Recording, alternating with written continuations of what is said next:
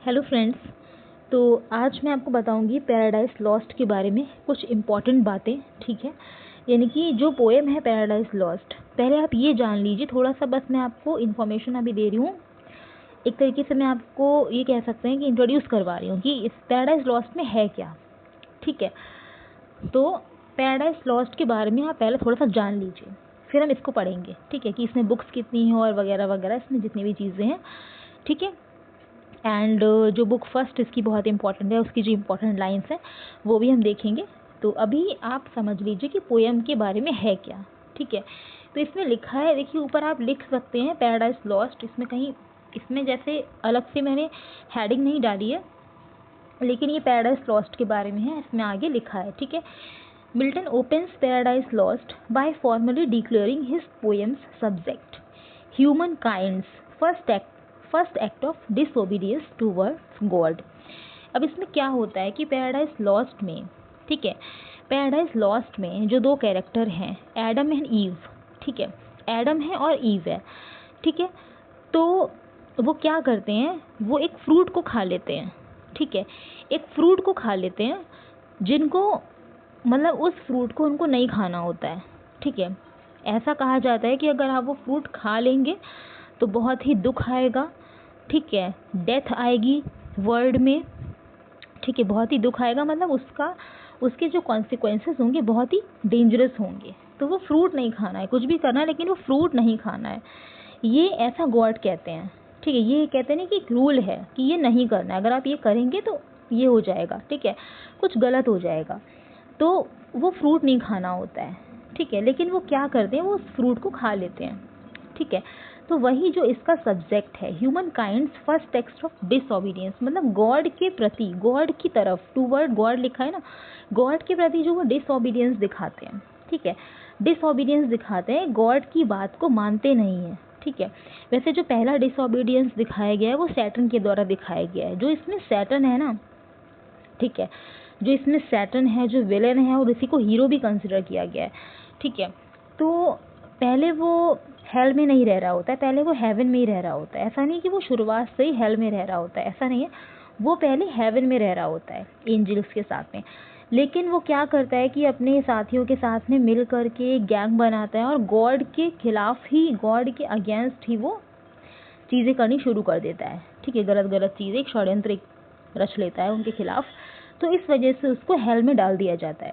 ठीक है, तो ऐसा नहीं, तो फर्स्ट डिसओबीडियंस तो सैटर्न ही करता है, और दूसरा जो डिसओबीडियंस है वो एडम और ईव करते हैं उस फ्रूट को खाने के बाद में, क्योंकि वो फ्रूट नहीं खाना होता है। और फ्रूट को जब वो खा लेते हैं तो बहुत ही दिक्कतें होती हैं वर्ल्ड में, उनके लिए, सबके लिए बहुत ही ज़्यादा जो कॉन्सिक्वेंसेस होते हैं बहुत ही भयावह होते हैं, बहुत ही डेंजरस होते हैं। ठीक है, तो ये आपको थोड़ा इंट्रोडक्शन समझ में आया होगा कि इसमें क्या बताया गया है। तो लिखा है कि human kinds first act of disobedience toward God and the consequences that followed from it, और जो कॉन्सिक्वेंसेस हैं इसके, ठीक है, वो इसमें दिखाया गया है। The act is Adam and eaves eating of the forbidden fruit. ठीक है, वो फॉरबिडन फ्रूट को खा लेते हैं of the tree of knowledge, और वो फॉरबिडन फ्रूट कहाँ पर है, ट्री ऑफ नॉलेज पर है। ठीक है, ट्री ऑफ नॉलेज पर है। Okay, as told in Genesis. ठीक है, तो as told in Genesis the first book of the Bible. Genesis जो है वो बाइबल की फर्स्ट बुक है। जेनेसिस जो है वो बाइबल की फर्स्ट बुक है। एंड जो जेनेसिस है उसी को थोड़ा सा एक्सपेंड कर दें तो पैराडाइज लॉस्ट जॉन मिल्टन ने लिखा है, मतलब उसी का एक कह सकते हैं कि एक्सपेंडेड फॉर्म है। वहीं से चीज़ें उठाई गई हैं पैराडाइज लॉस्ट में लिखने के लिए, चीज़ों को वहीं से उठाया गया है, जेनेसिस से। ये भी आपको याद रखना है, बहुत ही इंपॉर्टेंट है कि the first book of the Bible genesis, वहीं से इसकी थीम को हम ये नहीं कह सकते कि पूरा पूरा, हाँ कुछ कुछ हद तक वहाँ से लिया गया है, वह उसी का एक एक्सपेंडेड फॉर्म हम कह सकते हैं जेनेसिस का। In the first line, Milton refers to the outcome of Adam and Eve's sins as the fruit of the forbidden tree. First line में मिल्टन रेफर कर देते हैं कि क्या आउटकम होने वाला है एडम एंड ईव जो उस फ्रूट को खा लेते हैं, जो सिन, जो पाप कर देते हैं वो, क्योंकि नहीं खाना होता है।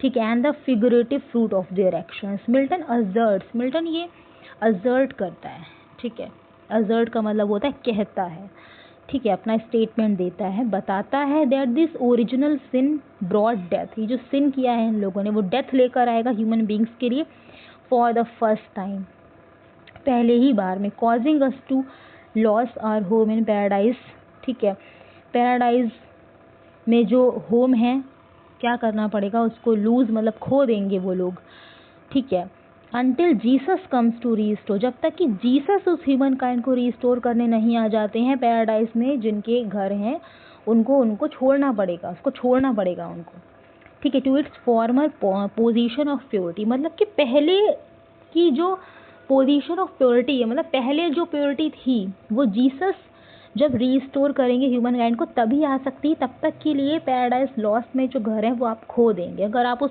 फॉर्बिडन ट्री को खा लेते हैं तो बहुत ही कॉन्सिक्वेंसेस क्या होंगे, बहुत ही डेंजरस होंगे, वो डेथ लेकर के आएंगे ह्यूमन बींग्स में, एंड आपको पैराडाइज लॉस्ट में जो होम है वो भी आपको लॉस मतलब खो देंगे आप उसको, जब तक कि जीसस नहीं आ जाते, लिखा है ना, until Jesus comes to restore humankind to its former position of purity, जो पहले वाली जो प्योरिटी थी वो तब तक नहीं आ जाती, वो कैसे आएगी जब जीसस आएंगे, ठीक है, तो तब तक के लिए क्या करना पड़ेगा, छोड़ना पड़ेगा।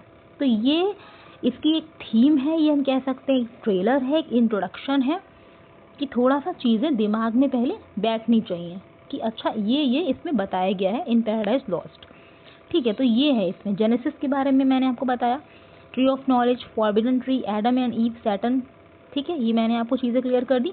अब जब आप इसके बारे में पढ़ेंगे तो आपको अंडरस्टैंडिंग बनेगी, पढ़ते भी आपको मज़ा आएगा, अच्छा लगेगा। ओके, तो चलिए बात करते हैं हम नेक्स्ट वीडियो में।